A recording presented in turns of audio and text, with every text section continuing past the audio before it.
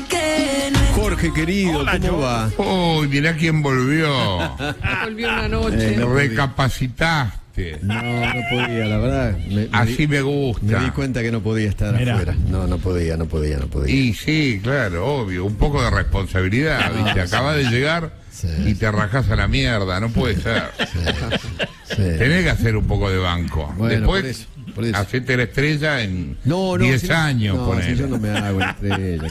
Te estoy Acá la única jodiendo, estrella sos vos. te estoy jodiendo. No, pero no, en serio, sentí que tenía que estar, que tenía que... No, y más cuando te quedaste acá. No, obviamente, estaba acá ni me pensaba Si mover te hubieras acá. ido a algún lado, ¿me entendés? Ahí uno dice... Claro. Lo que pasa es que es terrible, porque nunca hay un momento para irse en la Argentina. ¿Qué sé yo? Cada vez que yo dije me voy, porque se pudrió todo. Sí. Se armó cada quilombo increíble. Sí, es cierto, tenés razón. Pero Es bueno, así, nada. es terrible. Pero me parece que estos son momentos tan claves en Sí, el claro, país. claro. ¿No? Ayer te escuchaba en el editorial, ¿no?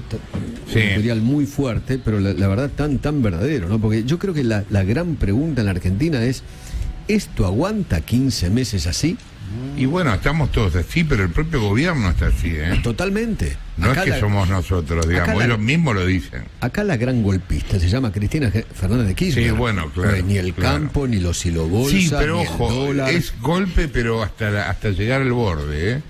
Sí. No lo quiere tirar Alberto, porque no quiere asumir lo que yo comentaba anoche.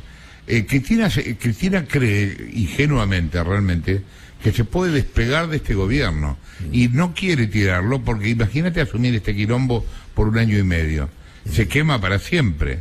Sí, ya bastante quemada está, digamos. No, ¿no? Totalmente, está totalmente. Pero bueno, quemada. sería peor, ¿no? Sí. A mí lo que me parece es que trató de cercarlo, y en un momento lo empujó demasiado, digamos. Es como que se fue un poco de mambo. Y bueno, ahora está preocupada porque no quiere que se caiga. Qué bueno, pero está en silencio. Sí, claro. Un sí, silencio claro. que es atroz, ¿no? Y en ese caso, Porque- respecto de Batakis, por ejemplo, sí. Claro, porque no quiere opinar sobre Batakis porque si no estaría avalando lo que Batakis hace. Pero vos te das cuenta que No, Batakis sí. la puso ella. Pero, o sea, pero tal cual. es una cosa increíble, No, es realmente. increíble. Increíble, pero bueno. Pero ¿sabes Aquí, qué? ¿qué? Mientras Cristina hace todo esto, Sí. el pueblo sufre, porque cada vez hay Y sí, más lógico. indigentes, más pobres. Acá no se salva nadie. Vos viste que todos pierden. Los indigentes cada vez más indigentes, los pobres cada vez más pobres. Los trabajadores cada vez ganan menos, porque la inflación les está comiendo Obvio. el bolsillo. Y los empresarios, cada vez sus empresas valen menos. Sí, Acá no se salva a nadie. Los activos argentinos bajaron un montón y ya hace tiempo que vienen bajando, ¿no? Sí, es verdad. Esto no le sirve a nadie y aparte aumenta mucho la desigualdad. Pero que tampoco le sirve a la gente que tiene guita, porque no te sirve tener un Mercedes en la villa, ¿me entendés? No, obviamente. Te sirve en un lugar normal, a donde vos puedas hacer tus productos, venderlos, pensar en proyectos nuevos, qué sé yo. Sí. Es cierto, que está- justamente ese es el problema. ¿Quién está pensando en proyectos nuevos? Si el grave problema hoy en la República Argentina es que no hay futuro, la gente siente que, Sí, claro. que la gente tiene una desesperanza muy impresionante, ya no es solamente bronca, es desesperanza, no hay expectativa por el futuro. Sí, hay una mezcla de las dos cosas. ¿No es cierto? Sí, ¿No? sí, totalmente. Y estamos ante un gobierno que está terminado. Yo creo, bueno, lo vengo diciendo hace ya unas semanas, para mí Alberto hoy es el presidente formal de la Argentina, pero Sí. no es el presidente real, punto. Esa discusión se terminó. Sí, claro. Esto de si influye, Cristina no influye, sí, Cristina maneja, punto. Sí, claro, tal cual. Y bueno, nada, Alberto está en una situación complicada. Vos fijate que lo hablábamos anoche con Jessica Bossi y con Cecilia también. Los tipos no pueden terminar de decidir nada. No. Ni siquiera Discuten una cosa y no pueden llevarla adelante, ¿me entendés? Hace varios días que vienen proponiendo o pensando en cambios económicos, ¿no? O en medidas económicas. Y vienen anunciando que van a anunciar medidas económicas. Sí, anuncian el anuncio. Una cosa muy impresionante. ¿Y qué pasó, Cecilia, con lo con los anuncios. ¿Va a haber algún anuncio? No va a haber anuncios, y no va a haber anuncios. Si hay anuncios, no va a haber anuncios relevantes. Hay para mí dos cosas en las que se equivocaron con el timing a la hora de empezar a anunciar que iba a haber anuncios el fin de semana. Y es que tenían el viaje de Batakis a Washington. ¿Vos te imaginás que la ministra de Economía no está en Argentina, todavía no se reunió con el Fondo Monetario y anuncia un paquete de medidas o un cambio económico sin hablar con el fondo? Entonces, para mí, hasta el miércoles no puede haber medidas de fondo. Pero además hay parte del gobierno que cree que no hay que tomar medidas y otra parte que cree que otra parte que cree que sí, y Cristina dinamitando las ideas que pueden avanzar, ¿no? Y Massa queriendo toda la botonera, y Cristina que no quiere, y Alberto que no quiere. Sí, claro. Bueno, ya le salió mal una vez, ¿no? Por eso. Pero sí insiste, me dicen que... Sí, insiste. Insiste el amigo Sergio. Bueno, escuchame una cosa. Sí, querido. Vos que sos un mal hablado. No, yo no, mal hablado sos nunca. vos. ¿Cómo que mal hablado soy yo? Sí. Vos sos gran puteador. Sí, yo mejor, puteo. Pero no puteo, el mejor, dice Rolo, El gracias. mejor sí, es cierto, sí.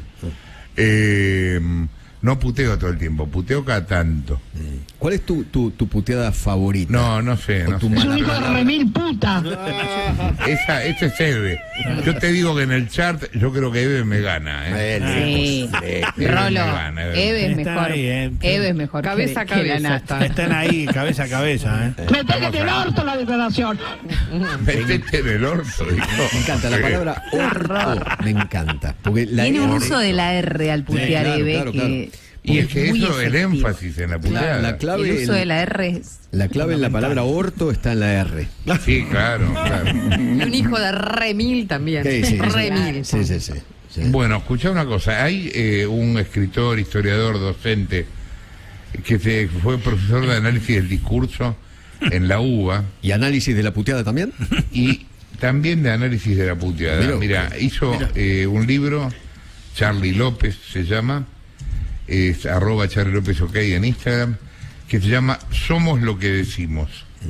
Y ahí cuenta las historias de 300 dichos más representativos del país. Le tenemos que preguntar, ¿qué tal, Charlie?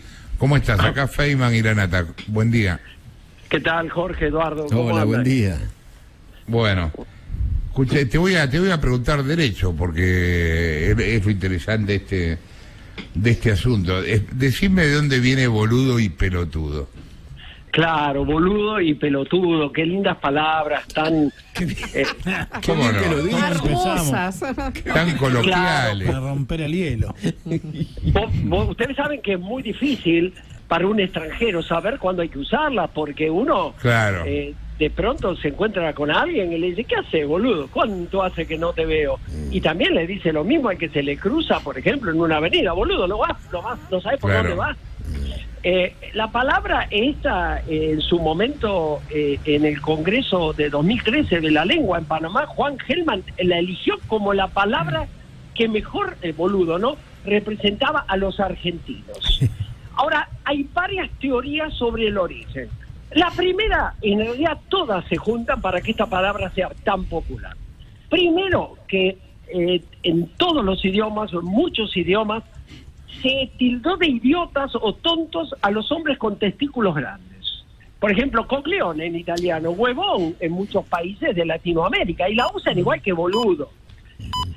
A eso se le suma el hecho de que se la relacionó por afinidad fonética con boleado, que era el estado de atontamiento que tenían los que eran alcanzados por las boleadoras de los pueblos originarios.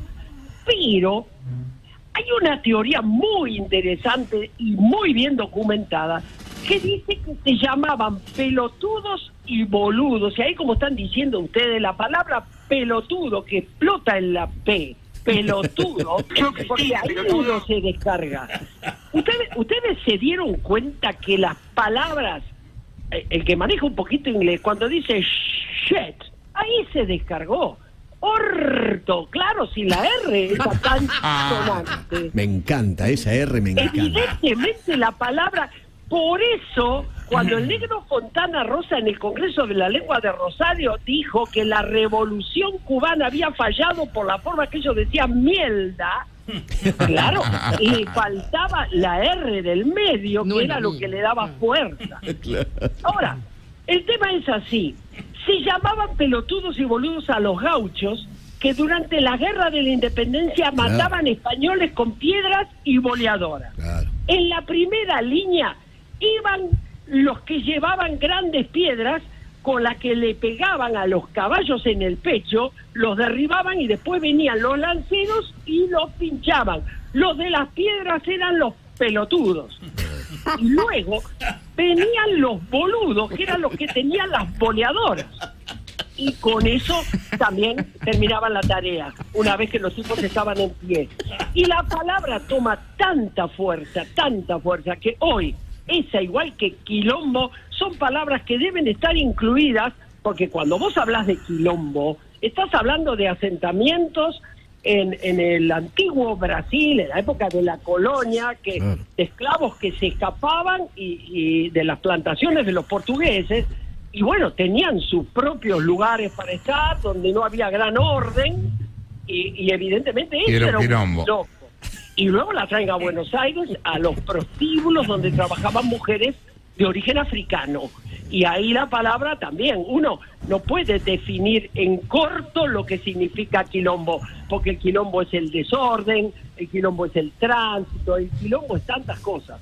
Claro. Y oíme, Charlie, acá que tenemos a Feynman, que es un concheto. ¿De dónde viene concheto? Bueno, qué linda también la palabra, porque habría que ir primero, nace con género femenino. O sea, cheta, claro, deriva de concheta.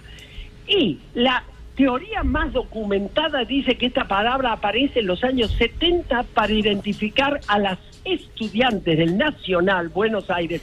Yo no sé si ustedes se acuerdan, yo fui al comercial de San Isidro, y también en San Isidro estaba el Nacional. Pero siempre los que iban a Nacional eran un poquito más paquetes que los que íbamos al comercial, porque ellos eran los que tenían más salida universitaria. Claro. Entonces, en los 70 se identificaba a las chicas del Nacional de Buenos Aires que se preocupaban mucho más por las ropas ajustadas que le marcaban sus partes íntimas y que no se involucraban en las luchas sociales, como que no les importaba, que estaban más allá. Y ahí aparece la palabra concheta, cheta, y luego ya sabemos, se las aplicamos. No me consta que el señor Feynman pertenezca al grupo. Sí, pero mira, por ejemplo, te explico, Charlie, él hace equitación. Yo en la puta vida me subí a un caballo, ¿entendés? En Sarandí el caballo que había era el del botellero. Cuando pasaba el botellero, ¿viste? Botellero, decía el tipo. Pero eso es lo más cerca que yo vi a un caballo. Pero no tiene la voz afectada, como si queremos completar el estereotipo, ¿no? No tengo eso. No. Eso no es lo que ocurre. La papa en la boca, no. ¿Vos fuiste al Nacional, Edu? No, yo fui a un colegio privado, al Instituto Belgrano. ¿Pero de qué? Instituto Belgrano. ¿Pero qué era? ¿Comercial? No, nacional. Nacional. Y bueno, ¿ves? Por eso son bachillerato. Bueno, oíme, Charlie. Bachillerato. Sí. Con perdón, ¿no? ¿Pero qué quiere decir echarse un polvo? Bueno, después te explicamos. Vamos a desmitificar, hay que desmitificar palabras. Yo creo que usted, la nata, sabe lo que es echarse un polvo, pero vamos a ver de dónde viene la frase. ¿De dónde viene la frase? Sí. Bueno, esta es muy interesante. A ver. Tenemos que ir a los siglos XVIII y XIX, Claro. En Europa, por supuesto, donde los burgueses y los aristócratas aspiraban polvo de tabaco, al que se conocía como rapé. Ahora, eran ¿esto todos qué les drogones, pasa? claro. Claro, entonces les provocaba estornudos que eran molestos, por lo cual era común en las fiestas y las reuniones, cuando alguien quería fumar rapé, que dijera educadamente a sus interlocutores, por ejemplo, estaba con la esposa o con otra persona, le dijera: discúlpenos, nos vamos a echar un polvo. Bueno, está bien, vaya nomás. A otro cuarto claro. a fumar. Ahora la pregunta es, ahora, ¿por qué se empieza a asociar echarse sexo. un polvo con sexo? Claro. Porque esas reuniones a veces eran aprovechadas para tener encuentros íntimos con amantes Era la privados. Se daban era la excusa en esa ocasión. entonces. Era la Exactamente. excusa. Claro. Me echo un o sea polvo que- y vengo, decía el tipo. Exactamente eso, nos vamos y pedían permiso, que eso a mí me parece tan bien, tan educado. Y Con está su bien, lo permiso. menos que uno puede hacer si va a echar un polvo, pedir permiso. Por lo menos. Tiene más polvo que indio que va último.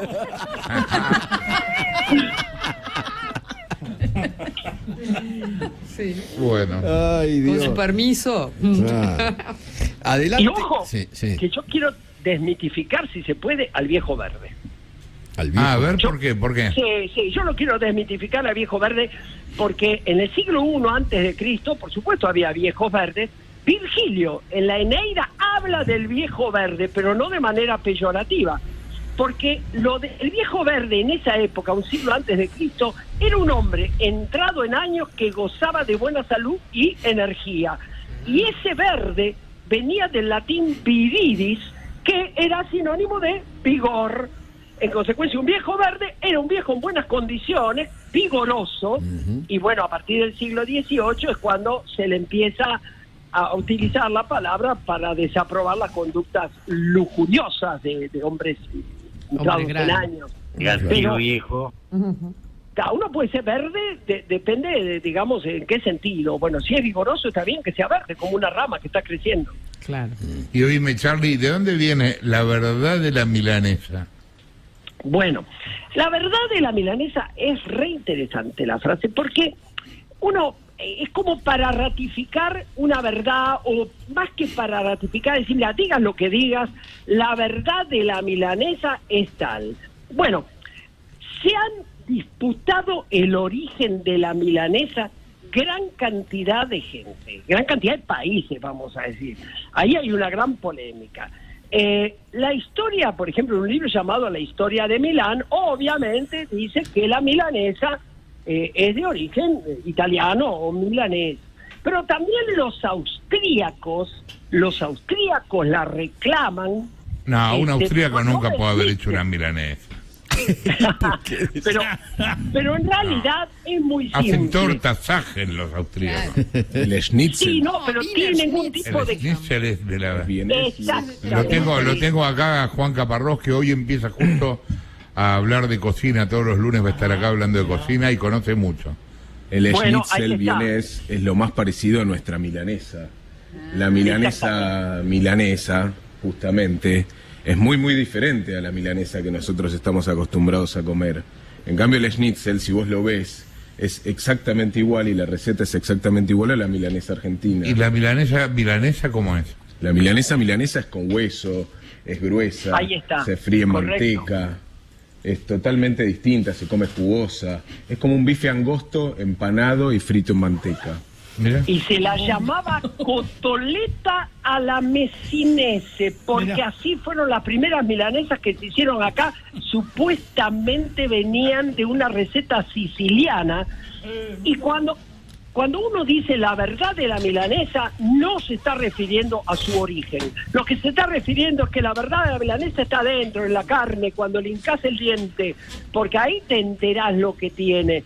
Y les digo más, se dice que la milanesa napolitana, la documentación, nada tiene que ver con Nápoles. Algunos se la adjudican a una fonda llamada Napoli, que estaba frente al Luna Park en la década del 50, donde se la habría empezado a hacer de esa manera y de ahí se habría difundido. Está muy bien. ¿Y vende humo? Este me encanta porque es aplicable a Bielsa, por ejemplo.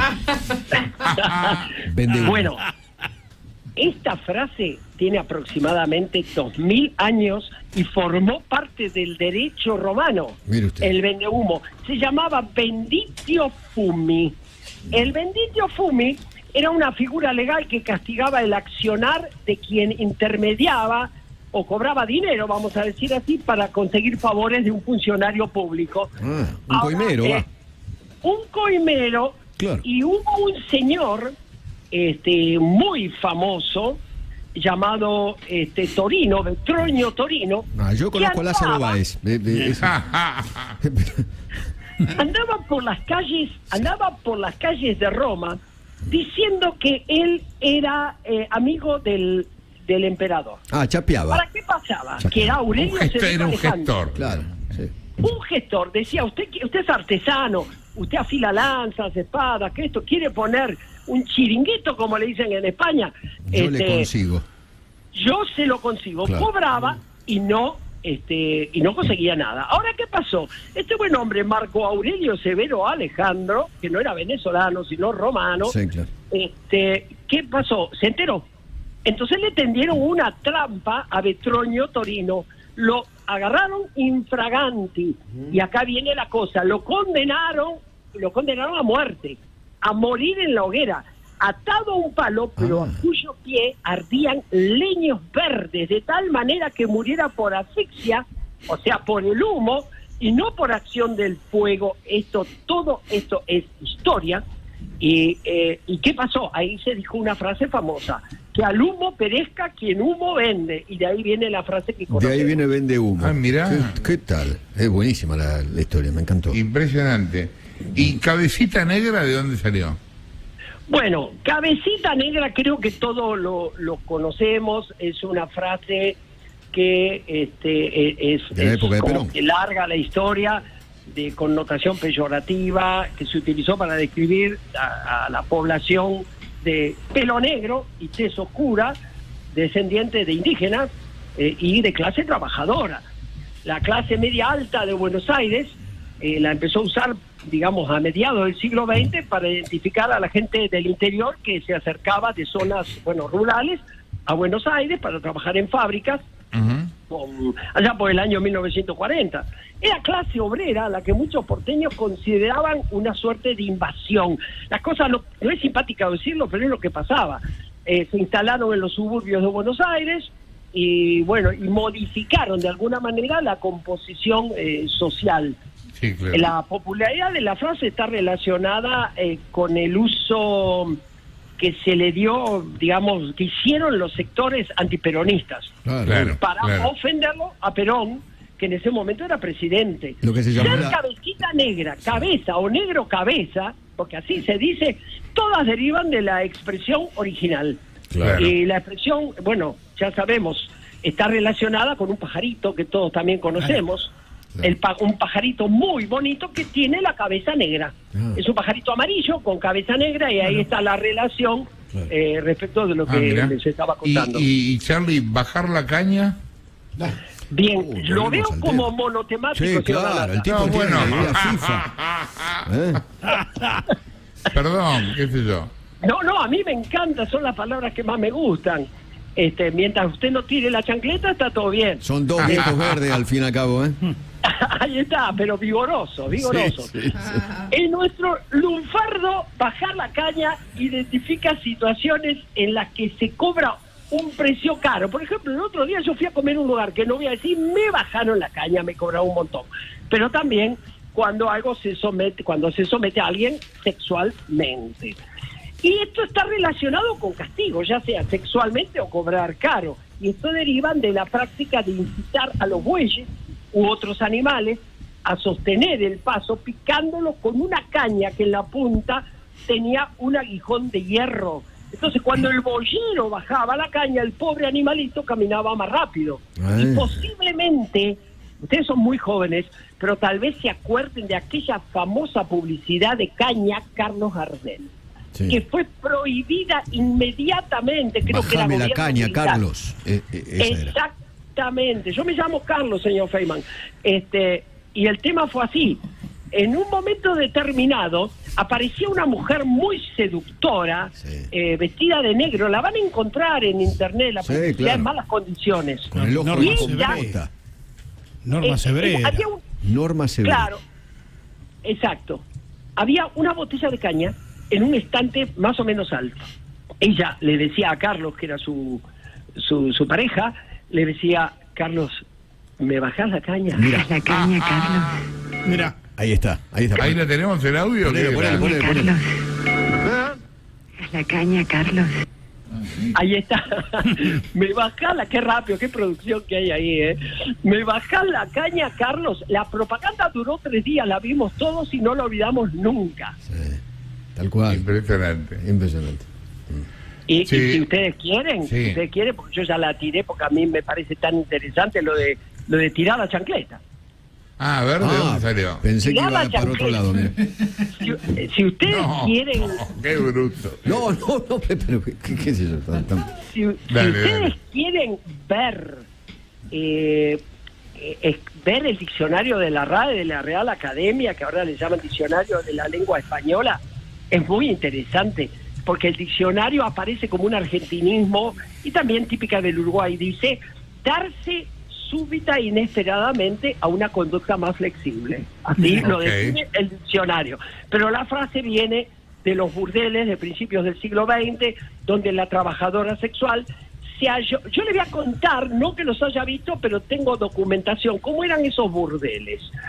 Había un patio central, en la mayoría de ellos, con habitaciones todas alrededor, y la trabajadora sexual se asomaba podría ser al patio, algunas tenían un zaguán y un vestíbulo, pero al patio en bata y sandalias, ¿no es cierto? Y ahí chancletas. decía 32 y iba otro.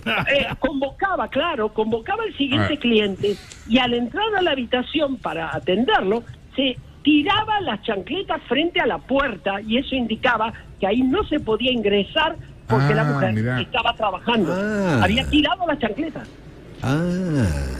Mira vos. Está bueno, Muy está interesante. muy bueno. Muy interesantes las historias estas. Charlie, gracias por la comunicación. Vos escribiste ahora Somos lo que decimos. Sí, ¿Cómo- este cómo- último libro se llama Somos lo que decimos. ¿Cuál es la que, bueno, editorial? Es editorial Aguilar. Ah, ok. Editorial Aguilar, y bueno, por si me lo permiten, y al que le guste más historia sin gastar un centavo, Charlie, Charlie López, ok, ahí tienen 600 historias para...